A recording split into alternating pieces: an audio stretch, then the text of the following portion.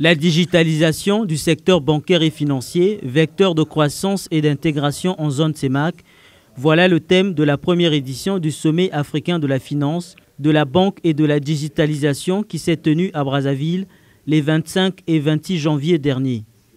Durant 2 jours, bailleurs de fonds, experts financiers, pouvoirs publics et d'autres acteurs de l'écosystème financier de cet espace économique se sont réunis pour réfléchir sur les mécanismes à mettre en place pour favoriser l'inclusion financière et la digitalisation des produits et services bancaires. En dépit d'un large réseau financier composé entre autres de 52 banques commerciales, 9 établissements financiers et 431 établissements de microfinance, la pénétration à grande échelle des produits et services financiers classiques et digitaux en zone CEMAC reste un défi. Environ 15% seulement de la population de cet espace économique dispose d'un compte bancaire.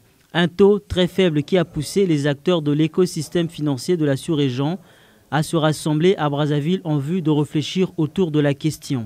Comme vous le savez, il est largement admis que l'inclusion financière constitue un levier de la croissance économique. En effet, en favorisant l'accès aux services bancaires des couches sociales les moins nanties, notamment à un meilleur accès au financement, l'inclusion financière participe à la création des activités génératrices de revenus et à la croissance économique. Dans ce sens, l'inclusion financière contribue à lutter contre les inégalités sociales. Concernant la digitalisation, son omniprésence dans notre quotidien n'est plus à démontrer. La révolution digitale touche chaque aspect de notre vie et de notre relation à l'autre. Grâce à la digitalisation, les entreprises, les organisations et les administrations ont pu s'affranchir des restrictions imposées par les mesures de distanciation sociale.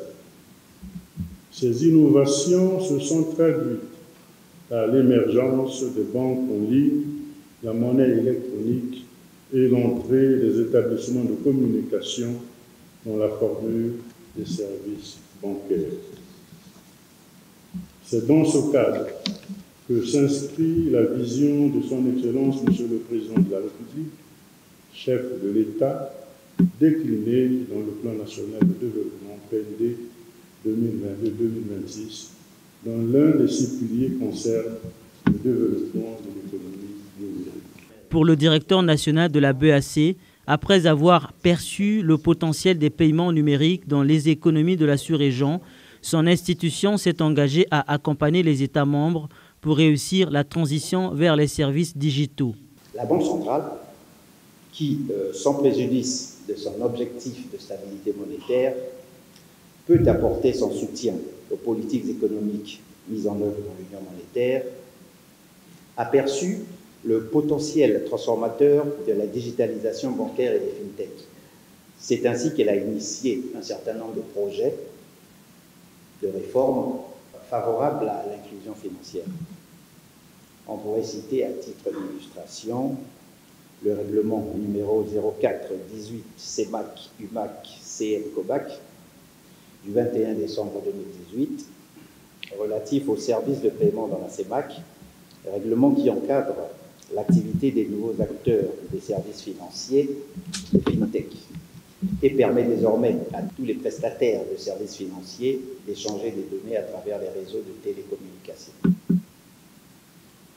On peut également citer l'adoption en décembre 2023 par le comité ministériel de l'UMAC d'une stratégie régionale d'inclusion financière qui est déclinée en stratégie nationale au niveau des États. Créer des synergies entre les États membres de la CEMAC, telle est l'ambition de ce sommet. Dans son mot de bienvenue, Judy Kael Okemba, commissaire général de ce sommet, a exhorté les experts à rehausser la qualité des échanges. La digitalisation et l'inclusion financière sont plus que des concepts ou des stratégies. Ce sont des impératifs qui exigent de nous d'innover, de collaborer et surtout de persévérer. Elles représentent des piliers fondamentaux pour l'éradication de la pauvreté, l'amélioration de la qualité de vie de nos concitoyens. Durant ces 2 jours, nous allons partager des idées, des expériences et des solutions. Nous allons écouter et apprendre les uns des autres. Les contributions et les débats promettent d'être riches et variés, reflétant la diversité et la complexité de nos réalités. Je tiens à remercier chacun d'entre vous pour votre présence, votre engagement et votre volonté de contribuer à ce débat. Votre expertise est capitale pour transformer les défis en opportunités. Après des allocutions d'ouverture, les participants se sont regroupés en panel sur plusieurs thématiques, dont celle portant sur les défis de l'inclusion financière dans la zone CEMAC.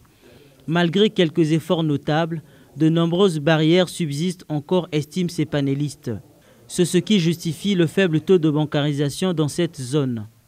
Venu du Sénégal, cet expert a partagé l'expérience de son pays pour aider les citoyens à accéder aux services financiers. Les établissements de monnaie électronique travaillent beaucoup avec les établissements financiers.